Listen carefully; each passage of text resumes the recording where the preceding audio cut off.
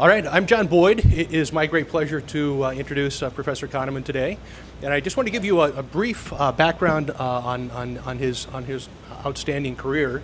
He started in 1954, received his bachelor's in experimental psychology and mathematics from the Hebrew University in Jerusalem. In 1961, he was awarded his PhD from University of California, Berkeley, right across the bay, in experimental psychology.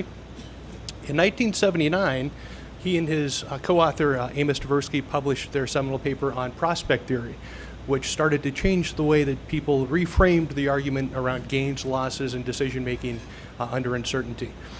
Several years later, in 2002, Professor Kahneman was awarded the Nobel Prize largely for the work on prospect theory.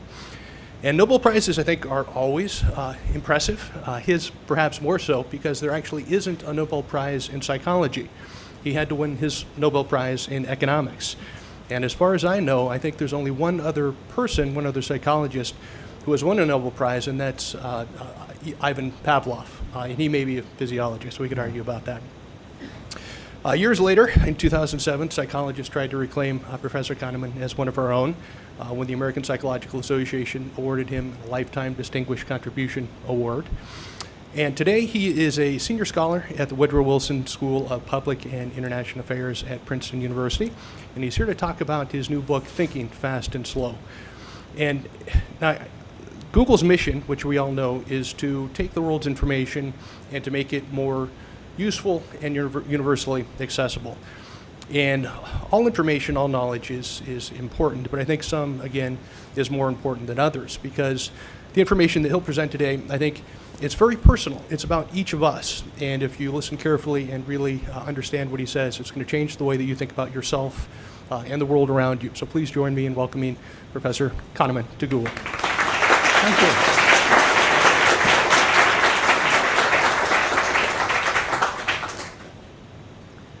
Well, I think intuition has been discussed a lot in recent years, and I'll be talking about intuition. There are two camps in this discussion, naturally. There is the pro and the con. And of course, many people here will have read Malcolm Gladwell's Blink, which, although it's not an unconditional defense of intuition, certainly gave people the impression that sometimes we magically know things without knowing why we know them. Within the discipline of psychology and judgment and decision making, there is a group, and it's headed by a very interesting figure called Gary Klein, who wrote a book that I recommend. Its Sources of Power is the one of his books that I would recommend the most warmly. And they are great believers in expert intuition. On the other side, there are skeptics about intuition in general, and including expert intuition. And I have long been counted as one of the skeptics because my early work with Amos Tversky was about intuitive errors and flaws and biases of intuitive thinking. Today, you find that discussion in many places, and for example, in medicine, among the popular writers, two writers, both of whom write for the New Yorker, Jerome Groopman and Atul Gawande, and they clearly differ. Atul Gawande is in favor of formal systems, very skeptical about human judgment and wanting to improve it all the time. And Jerome Groopman, being, in fact, although he doesn't quite admit it, he really likes good old-fashioned medical intuition. Of course, he would like the physicians well-educated, but he doesn't like formal system. And the issue in medicine is the issue of what is the role of evidence-based medicine, and how do you allocate functions between that and intuition.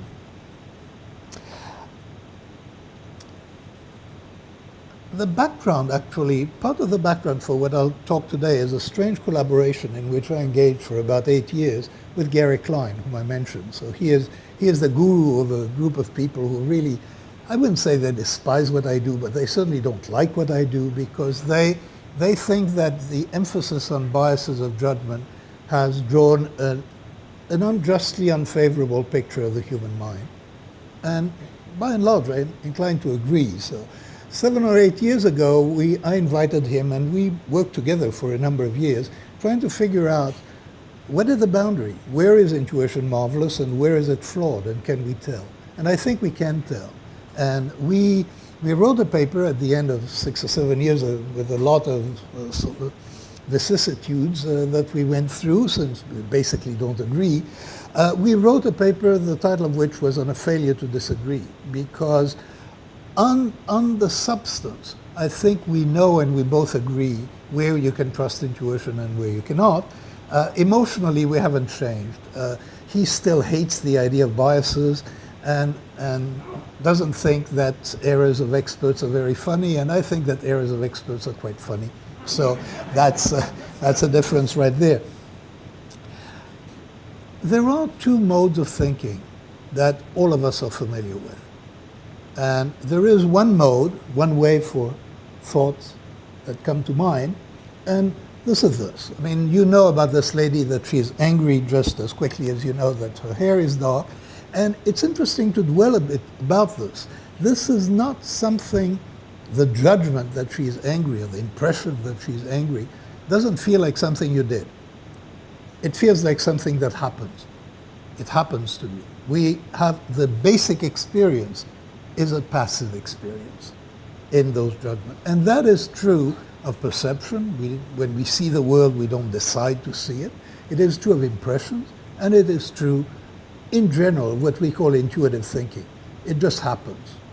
It comes from somewhere, and we are not the author of it. Now, there is another way that thoughts come to mind, and I mean, here I suppose essentially nothing came to your mind, but the answer is 408. To produce the 408 requires a completely different kind of operation.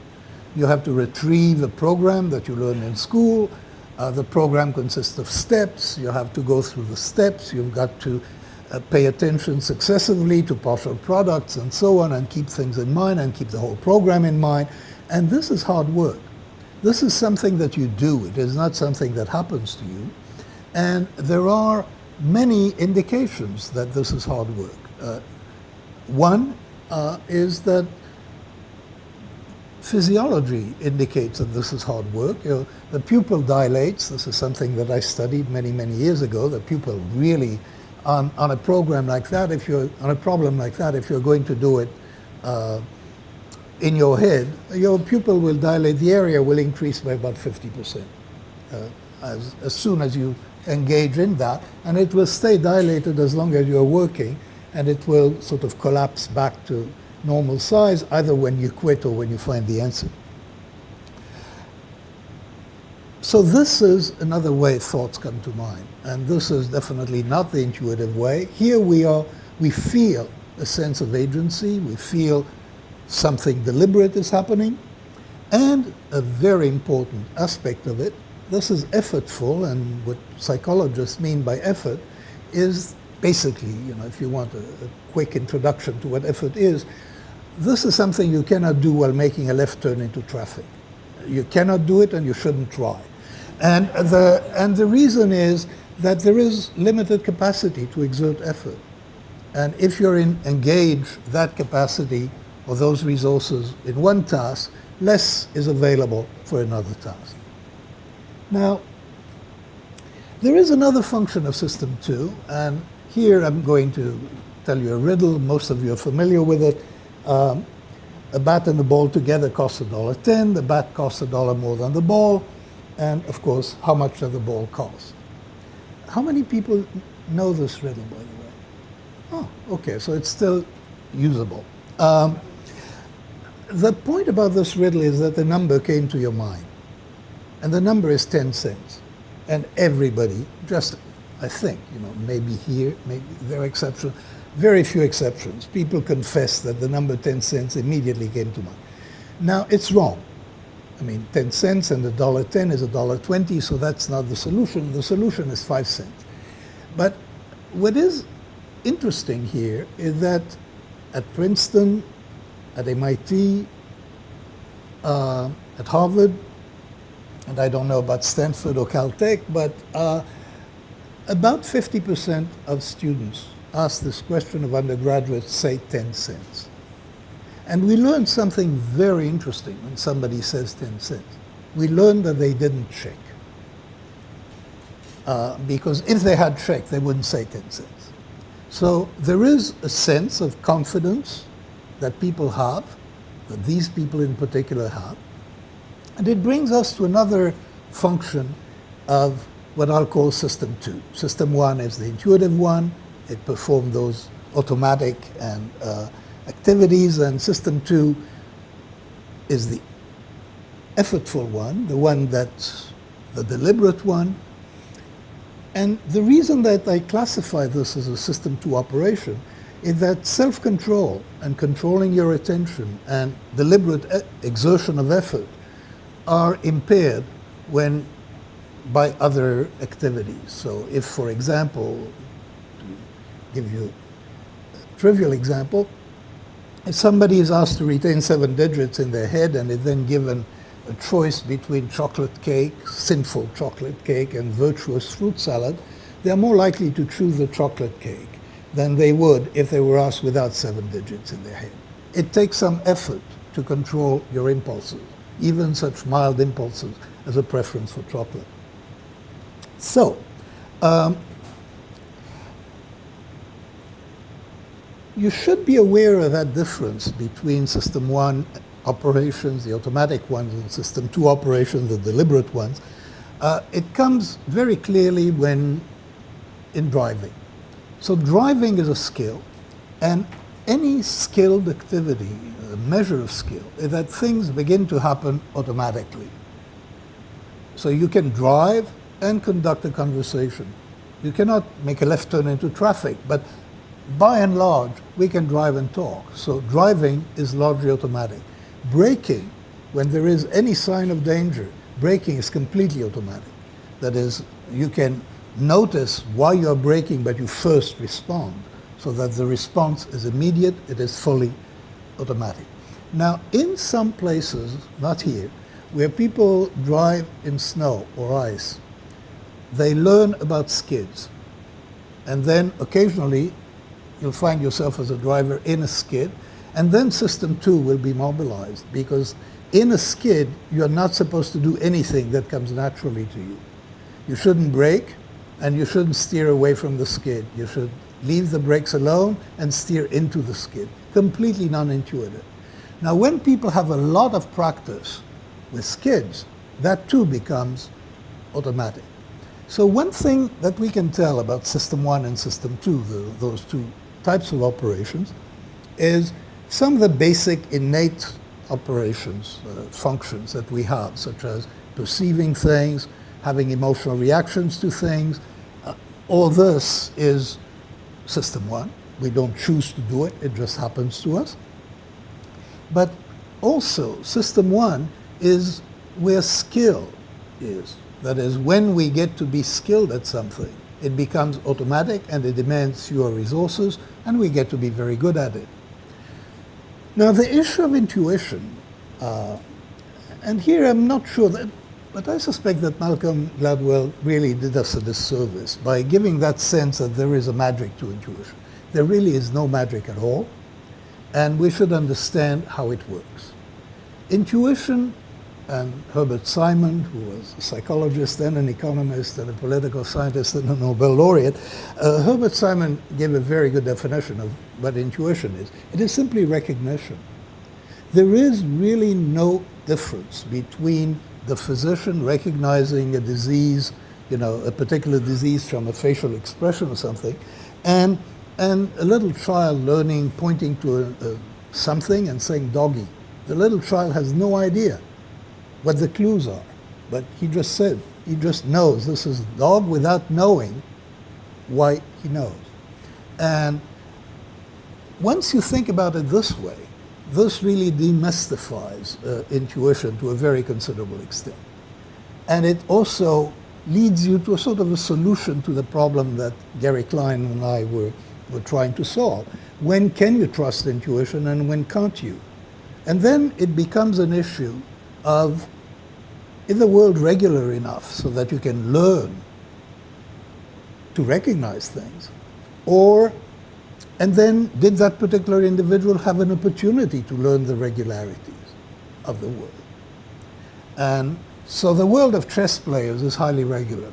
And statistically, even the world of poker players is regular. So there can be an element of chance, but there are rules. And the mind is so set that if there are rules in the environment and we're exposed to them for a long time, and we get immediate feedback on what is right and wrong, or fairly immediate feedback, we will acquire those rules.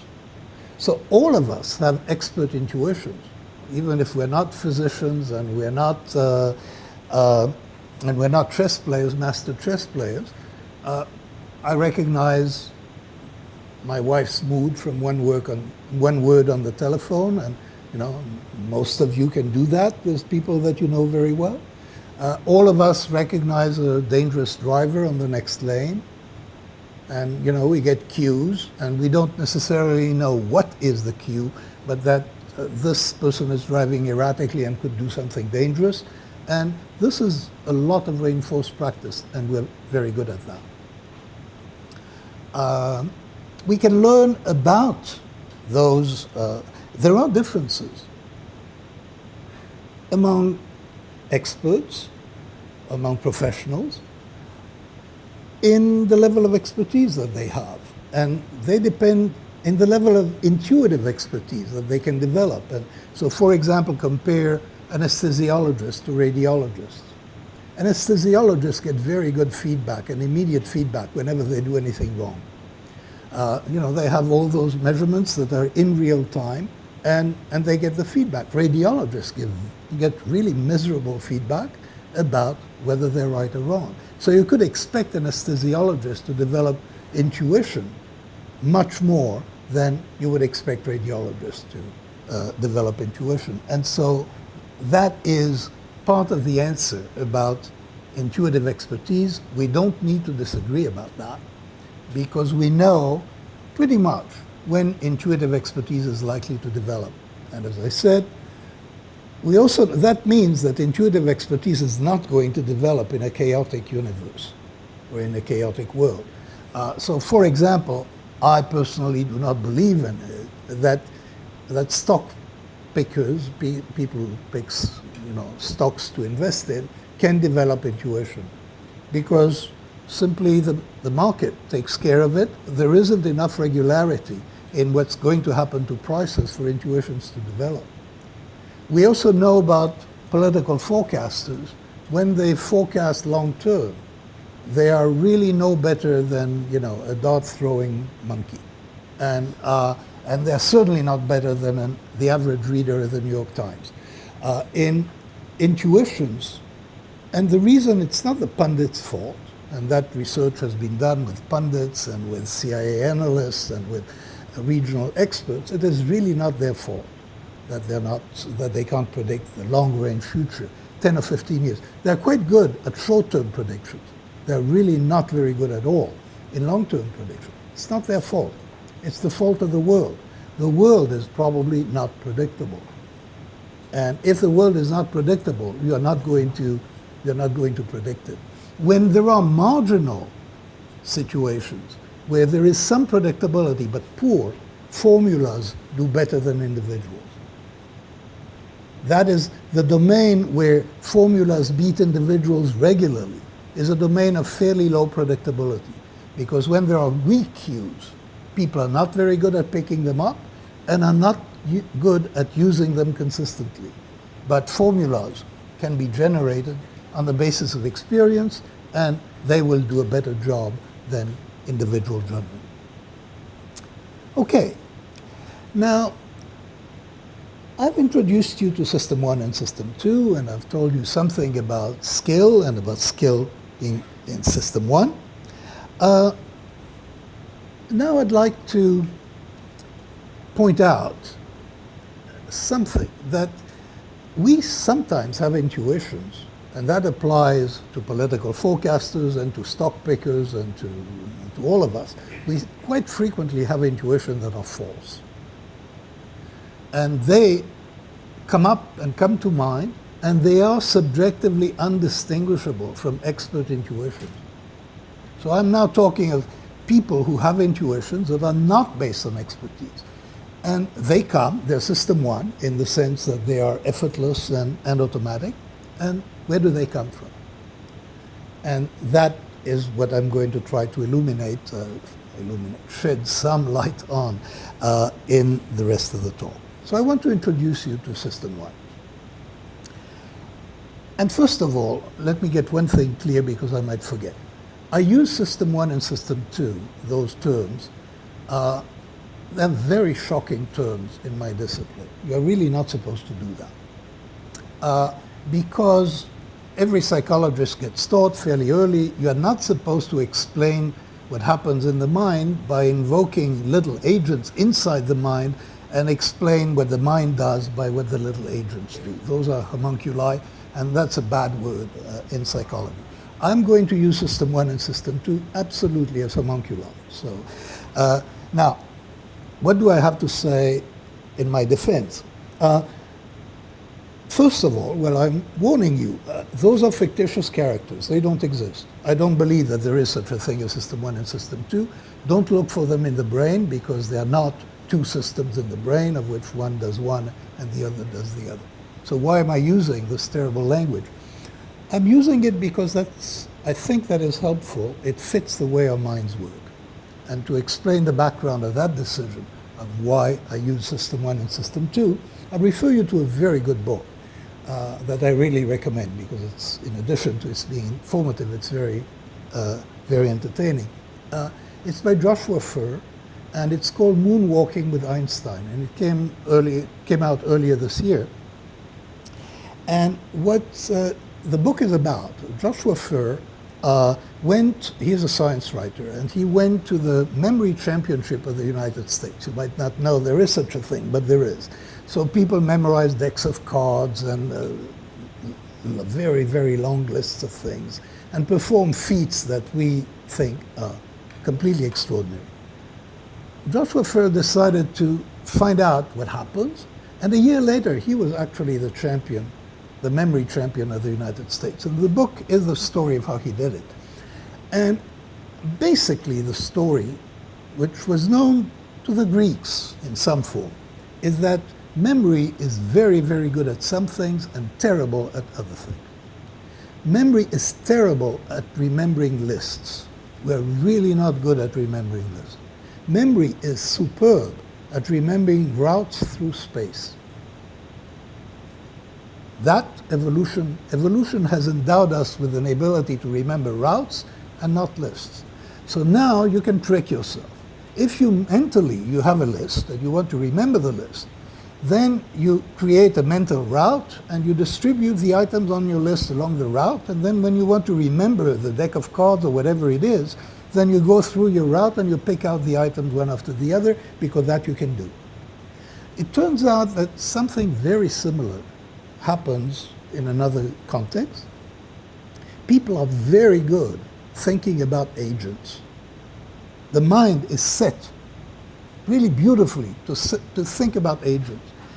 Agents have traits, agents have behaviors. We understand agents. We form global impressions of their personalities.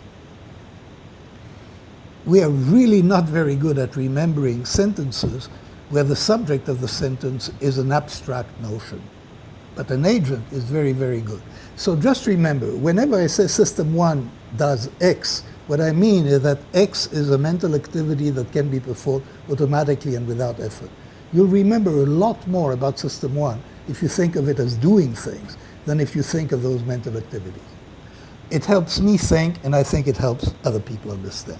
Okay, so let me introduce you to system one. I'll begin with a study, just an extreme case of this. Study was done at the university in the UK, and like in many, the Department of Biology actually, and like many places in the UK, they have a small room, which is a tea room or coffee room, where people can make themselves tea or coffee and get some biscuits, and there is an honesty box, and they pay into the honesty box. And somebody had the bright idea of sticking a poster on right on top of the honesty box and of changing the poster once a week. And so this is week 1, and that's the poster. Okay? Week 2 is flowers. That's it. Week 3 is eyes, and so on. Now, what is remarkable about this is something that happens to people. They have no idea it's happening to them. In fact, they have no idea about the posters. They're barely aware that there are posters there. They certainly don't know that the posters change systematically. They have no idea that the posters influence their behavior. System 1 can do those things. Those things, a lot is happening in our mind that we're not fully aware of, that we're not aware of at all, in fact. And there is a link between eyes and being watched and not wanting to do bad things or wanting to do good things. All of this is deep in our associative memory, and it gets activated. You see eyes, especially those large eyes on week 1, and it does something to you that you may not be aware it does. Now let me show you something else. Okay. I just want to enumerate very briefly what happened to you in the couple of seconds, the first couple of seconds when I put this on the screen. And first of all, you read them. You read the words. Now, you didn't intend to read the words. You didn't have to decide. I mean, you had to read them. You had no choice in the matter. Second, ideas and images and memories came to mind, probably none of them very pleasant. So that's the second thing that happened. Another thing that happened is physical. You recoil. This has actually been measured. I mean, when people are exposed to a threatening word, they move back. So the threat is to some extent, to some slight extent, taken to be real. The symbolic threat is taken to be real. You made a disgust face. You experienced disgust. And that is getting to be interesting because those things are reciprocally reinforcing. So if you make a disgust face, you're more likely to feel disgust. If you make a smiling face, you're more likely to think that things are funny. So, one of my favorite experiments along those lines is you take a pencil, you stick it in your mouth like that, and cartoons will appear funnier to you because when you stick a pencil into your mouth like that, you're making a smile. And just the sheer muscular change is enough to feed back into our emotions and our feelings. This is all fairly important because what it means is you can think of, well, let me add something and then I'll pull it together. I think of System 1 very largely in terms of what happens in associative memory. And to think of associative memory, you can think of a gigantic network of ideas, and the ideas are linked to each other in various ways, associatively. Some of them are causes of other things or categories or instances of. There are many different links, but you have that huge representation of ideas that we have in our mind. And at any one time, a stimulus occurs, it activates a subset of those nodes in that representation in memory, and then activation spreads through the associative network. Not a lot, but it spreads some. So for example, you're now, and we can know that it spreads because we become sensitized to other ideas that have been activated in this fashion. So for example, right now, if somebody whispered words in your ears, you would be much more likely to detect and recognize words like sickness and smell and stink and nausea and hangover, and a lot of associations have been activated. You're not aware of any of them. You're not aware of anything. Those are not conscious activations. But they are activations nonetheless, and because those ideas are partially activated, a weak stimulus is going to be sufficient to bring them over threshold. This, again, is a very important function of System 1 or associative memory. We are prepared, basically, by this spreading activation prepares things for what might come next. You will be able to recognize and respond to things more easily than before. Then something else happens. And this is, there are two words here, banana vomit. And you made a story. I mean, what happens, and there's really no need to do that, but in effect, this was sufficient to create a causal link so that somehow the bananas caused the vomit. You didn't make a conscious decision for that to happen, but we know that's the kind of thing that happens. As soon as a stimulus is presented, we look back for causes. The associative machinery looks back and latches on possible causes. Here, it's very simple to find a cause, and this has an effect. So temporarily, you don't like bananas because an association has been created, and that happens because of the causal surge. So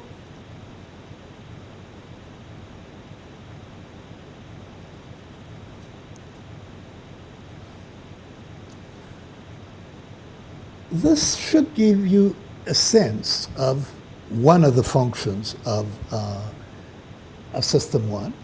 And to complete that, let me show you something else.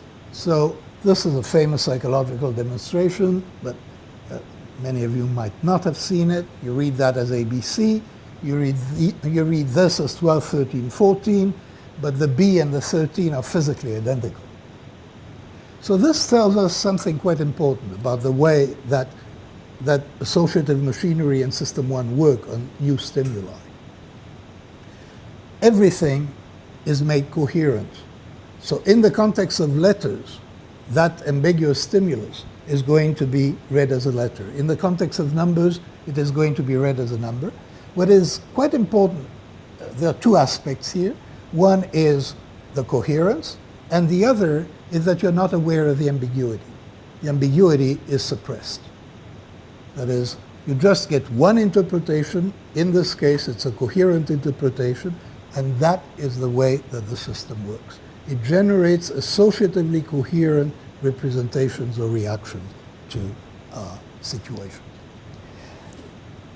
Associative memory, or System 1, is also the repository of our world knowledge. So when an event occurs, our reaction to it is informed by a lot of things that we know. And I'll give you my favorite example of this. This is people are listening to sentences while the events in their brain are recorded, and an upper class male British voice says, I have large tattoos all down my back. And approximately 3/10 of a second later, the brain responds with a characteristic signature of surprise. This is astonishing if you stop to think about it. I mean, there was that voice. You have to classify it as an upper class British voice. Now, upper class British men don't have tattoos down their back. Something is odd, and you get a surprise reaction. You get a mobilization of System 2, because System 2 is the one that pays attention. Surprise calls attention to the event. A male voice saying, I believe I'm pregnant. Of course, same thing. So this system holds our world knowledge and uses our world knowledge to classify situations as normal or abnormal. And it does this at top speed. And it updates very quickly. Well, I'll tell you a story about updating. It updates what it considers normal. Now, this is an anecdote. You're free not to believe me. I believe it because it's a personal experience. We were some years ago on vacation in Australia in a resort. It has all of 40 little villas. And in the evening, we go to have dinner, first evening, and we meet a psychologist from Stanford. surprise, coincidence, and we're very delighted to meet each other. Now, 2 weeks later, we're in a theater in London, and it goes dark, and we watch, and then the lights come back on, and next to me, same guy. Now, the important point is that I was less surprised the second time than the first. Because, oh, John, he's the guy I meet everywhere. I mean, it takes very little time to create what we call a norm. So one event, the second event links back to the first. If I had met anybody else, that is what's impressed me. If I had met anybody else, I would have been more surprised. That's odd. If you think about it statistically, it is crazy.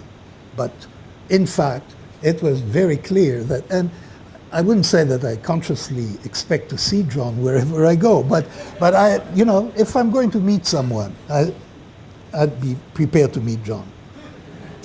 Now, I've mentioned something about causal thinking, and I want to give you some sense of how that works.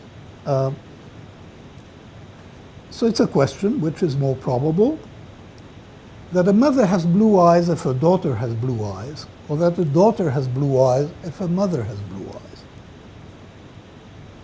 Now, again, as in the bat and ball, there is an intuitive response. And the intuitive response is that it's more probable that a daughter has blue eyes if her mother has blue eyes than the other way around. If you stop to do the math on the assumption that the incidence of blue eyes are the same in the 2 generations, the probabilities are strictly equal. But even before you do the math, your reasoning flows along causal lines. Your thinking flows along causal lines. This happens intuitively. It's not, and one of these feels okay. It feels more coherent, and the coherence that we experience can be turned into a judgment of probability. That is, the confidence that we experience is the judgment of probability. Now, I'm going to skip the other example.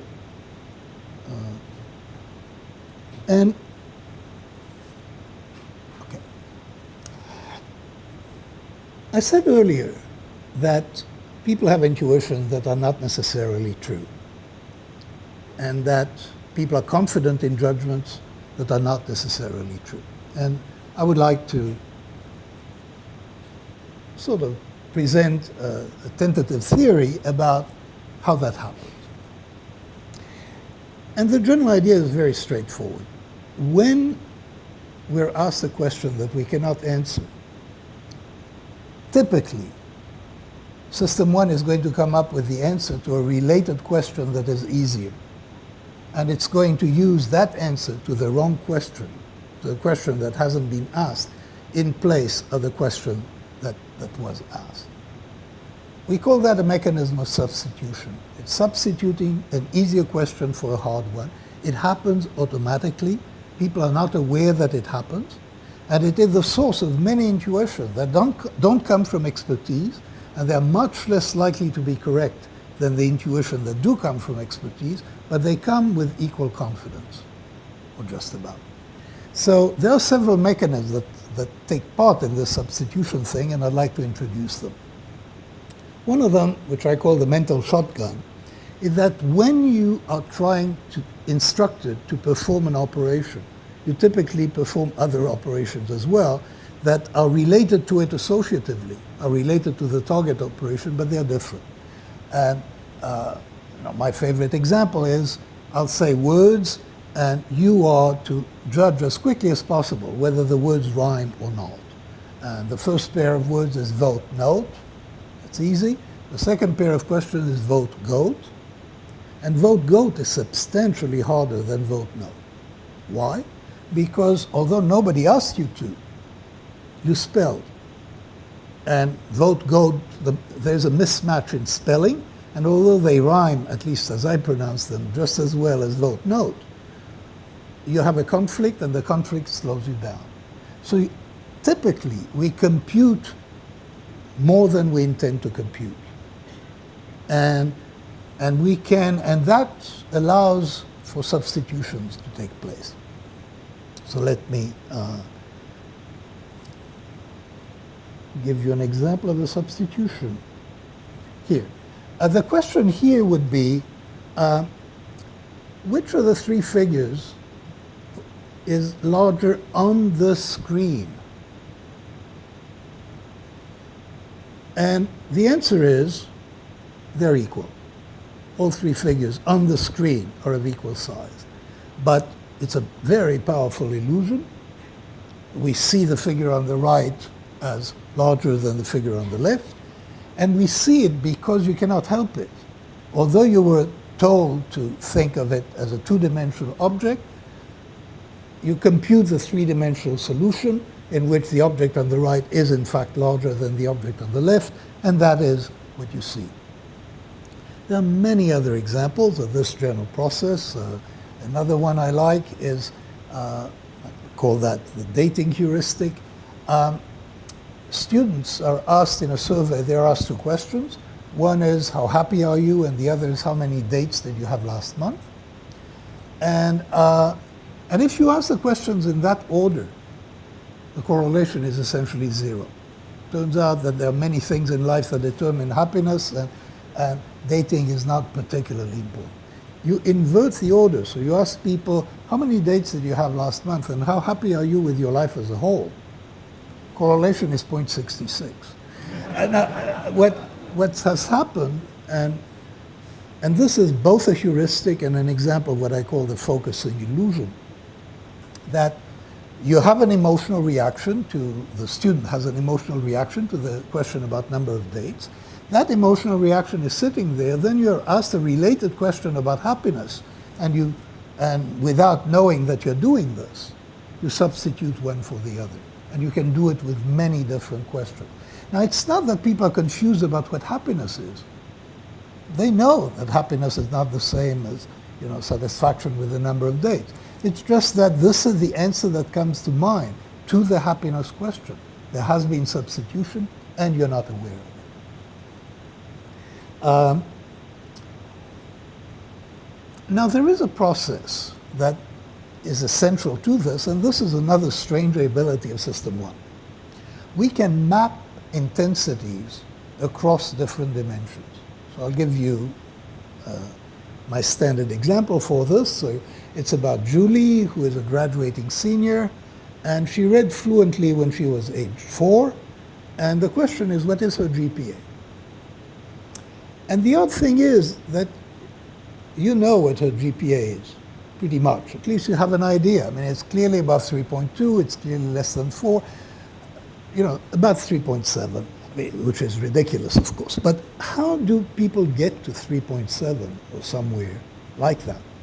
Well, here is how it goes. She read fluently at age 4. That gives us an impression of precocity. How precocious was she as a reader? And that, people could express that in percentiles. What is the likelihood that you'll meet a child that reads faster than that? Then, when you're asked the question, what is her GPA? Without your knowing you're doing it, you're matching the percentiles. And you get a GPA that is about as extreme in the distribution of GPA as reading at age 4 is in the distribution of reading age. Completely unaware, statistically completely absurd. You should be much more aggressive. This is not the correct answer. But this is a compelling subjective answer. This is one of the mechanisms that lead to intuitive errors. This mechanism of substitution. And I'll give you one more example. International travelers, this is an experiment, it's not. The experiment was run during a period when there were many terrorist incidents in Europe. So that's the background. How much would you pay for insurance that pays $100,000 in case of death for any reason? And how much would you pay for insurance that pays $100,000 in case of death in a terror incident? People pay much more for the second than for the first. And the reason that they do is that there is an immediate response, which is, how afraid am I? And I'm more afraid, most people are more afraid of the idea of dying in a terrorist incident, then they're afraid of dying. And that is the mapping that takes place. Again, that's the way it works. This is the associative machinery. And one beautiful thing about it, it doesn't get stumped. It produces an answer to questions that it doesn't know how to answer. But it produces them by answering easier questions. And a lot of our mental life is conducted in just this way. So let me complete the circle and talk a little bit about subjective confidence. Subjective confidence, which is closely related to the probability of being correct, is actually not a judgment at all. It is a feeling. It is a feeling that people have. And I think we know what the origin of that feeling is, and it is system one, if you will, assessing the fluency of its own processing, assessing the coherence of the story that it has created to deal with the current situation. And if the story is coherent, confidence is high. Now this is disastrous in some ways, because you can make a very coherent story out of very little information, and out of information that is in fact not reliable. The quality of the story depends very little on the quality and quantity of the information. So people can be very confident with very little reason. Confidence is therefore not a good diagnostic for when you can trust either yourself or somebody else. And if you are to evaluate whether you can trust somebody with a lot of confidence, that's not the way to do it. The way to do it is, as I was saying earlier, is to ask what environment have they been in, and have they had an opportunity to learn its regularities. Subjective confidence is not a good indicator. So that's, the story I could tell in about 45 minutes about the two systems. So let me remind you, they don't exist, but I think you should feel free to think in those terms, because what you may be beginning to do is you may be beginning to have an idea of the personalities of System 1 and System 2. Now this is ridiculous, but having an idea of those personalities will actually enable you to think better about psychological events than if you were just had a long list of unrelated phenomena. Those ideas, those personalities have a certain coherence, and they're worth something in the coin of being able to make judgments. Okay, I think we should open for questions. So.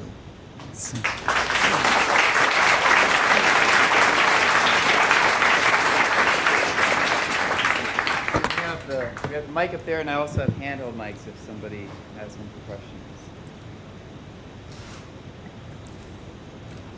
Oh, somebody's got to ask the first question. There. Hey, how fixed or plastic are the System 1 processes? And are there things like mindfulness or other emotional regulation that have any effect? As I have described it, System 1 can be updated in terms of content very readily. So, you can learn in one trial what is normal and what is not normal. What is very difficult to do is to get control over how it works, over the rules of its operation. And so I do not know of a lot of evidence that that System 1 can change unless you have acquired skills, which requires reinforced practice. What you can do, and what people clearly can do, is you can educate your System 2, and you can educate, and you can learn to recognize situations in which System 2 takes over and takes control of the reactions, thereby avoid some mistakes. Can't be done too much, but if I don't sound optimistic about training System 1, it's because I'm not. another question about training system one. You talked about reinforcement learning and the time constants and the immediacy in building expertise, but for many of the practices that we have around software development, the time constants are somewhat longer. And in particular, you gave a counterexample, which was your Australia-UK visit and the fact that a single incident with John predisposed you to that association. And so I wonder if has there been any testing to see what time constants really play a role here? No, I mean, in terms of updating and learning associations, this is something that we can learn quite quickly. And you can be taught to be afraid of something without anything else happening. So, in that sense, System 1 associative memory can be updated. And you can now be developing software expertise. That is a somewhat different story, and it's more like learning how to be a chess master. And that takes a lot of experience, so that and a lot of reinforcement, and it had better be effective reinforcement. Now, in the software thing, the time is to some extent not a big problem, because ultimately you are going to see it all together, the error you made and the correct solution. So time is not a major factor. In learning, how to steer a tanker, that reinforcement is very slow, and it's a lot harder to learn to do that than it is to learn to steer a smaller ship. So this is a pretty broad question, so please take this whichever direction you like. But I was just wondering how these systems come into play and how you see it in media and advertising. And maybe I was thinking of how it's changed over time. Well, it's very clear that advertising is typically addressed to System 1. I mean, it doesn't convey information for judgments. It moves your emotions and it creates associations. That's what it is intended to do. And and it's pretty effective. So a lot of politics is addressed to System 1, a lot of political messaging. Are the influences of System 1 on activities and on, which are really important and we should be thinking about, is pretty frightening. One of my colleagues at Princeton, of my younger colleagues at Princeton, has done studies on the effect of facial characteristics on political preferences. And it's utterly amazing. You take 538 pairs of pictures of the two contestants for each congressional race, and you show those pairs of pictures to Princeton students for 1/10 of a second, and you ask which looks more competent. That predicts 70% of elections. So the impact of System 1 on the decisions we make, for example, how much to pay to an honesty box, that is something that we're really very rarely aware of, and it's much more than we think. So although you say the System 1 and System 2 don't show up as specific structures, have there been functional MRI, diffusion spectral imaging, diffusion tensor imaging studies that highlight whether System 1 is more primal brain initial activation and System 2 is more neocortex? Well, System 1 is extremely sophisticated, so it's not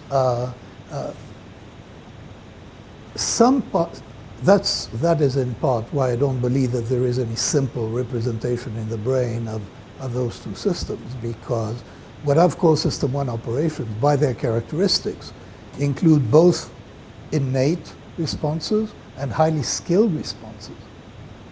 And the whole the representation of world knowledge is in System 1. So it's hard to classify one as primitive. And I should add that System 2, the reasoning system, as it were, is not necessarily rational. I mean, System 2 knows what it knows. It knows what we know. And we don't know a lot. So it's not that System 2 is infallible and that all the mistakes come from System 1. We make very significant mistakes when we think very seriously. Yes. So you mentioned that experts, when making long-term forecasts, and they trust their intuition, they're often wrong. But there are still a lot of people who listen to them. So is it bad for the society in general that we listen to experts who may be just as wrong as we are? And should we be worried? Should we try to do something? I think there is a very good reason for the demand for experts. And I was referring to a particular book that you may want to read, or you may want to look for the New Yorker review of that book. It's a book by Phil Tetlock on political judgment, where he studied forecast in the time range of 10, 15 years of political forecast. And one of the interesting observations is, who are the people that we like to listen to as pundits? And they are people with very high confidence who think they understand the world. Now, they actually are worse than chance. I mean, they're worse than people who are more hesitant. But we want them, we need them. And so there is a real demand for overconfidence. And,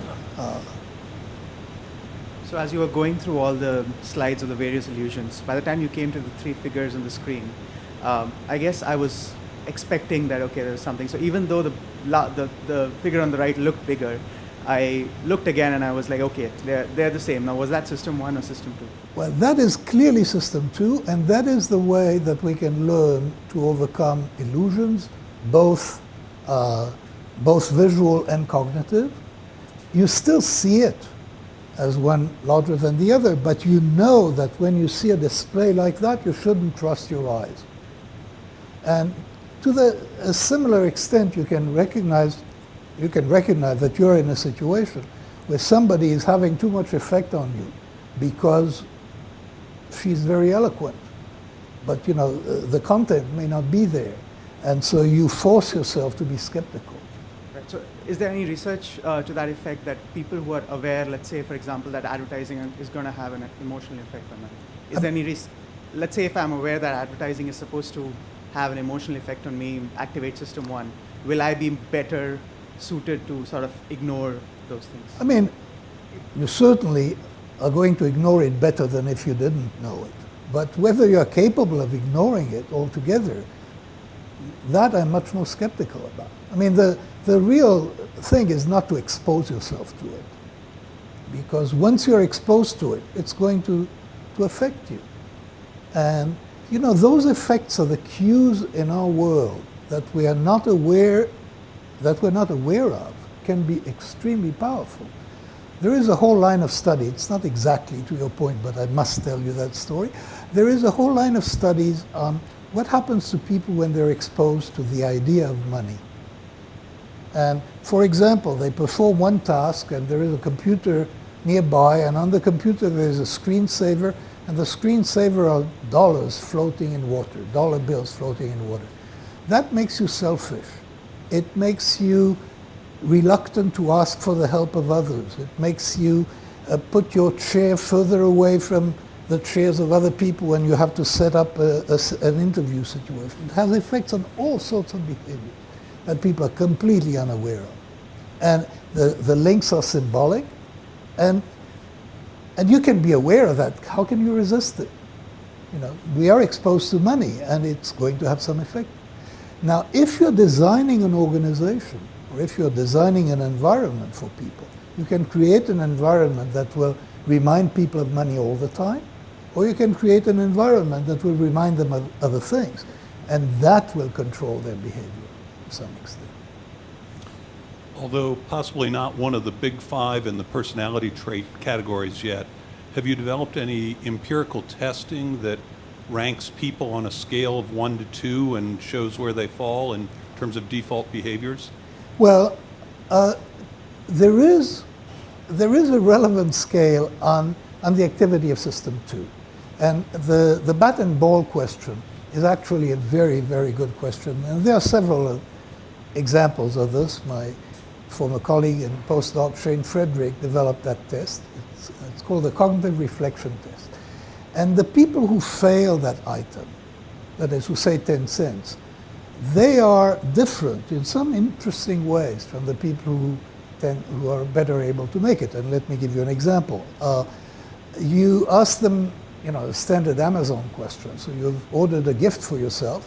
How much will you pay extra to have it tomorrow rather than the second business day? And the people who fail this item are willing to pay more to get it tomorrow. So there are connections. What there isn't, and I'm very surprised there isn't, I don't know, there should be tests of intelligence that are tests of System 1, that are tests of the richness and subtlety of the model of the world that we have.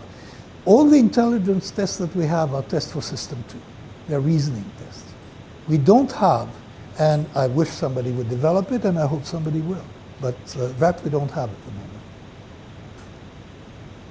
Hi, so this is sort of a two-part question. So do you find that people who are more System 1 or System 2 prone for immediate judgments are more likely to be that way for long-term, like larger decisions? I don't know enough Yeah. about this. We do know that self-control and the general activation of System 2 is an important personality characteristic, and it's present in a rudimentary form at age 4 and has implications. The ability, the test is called the marshmallow test, and you asked a child, you can have 1 marshmallow now, or you can have 2 if you wait 15 minutes. That predicts what they will do 20 years later remarkably well. So, there are things that are quite stable. And then the other part is that have you encountered people who say they have to make a decision and they're aware that their System 1 mind is telling them decision A, their System 2 mind is telling them decision B? Do they what do people go with? I don't know enough. Yeah. No, I don't know enough. It will be so dependent on circumstances, whether you impose, the System 2 judgment. In many cases, really, System 2 just endorses what System 1 suggests. I mean, that's the model that I have. Sometimes you can overturn it. It's hard work.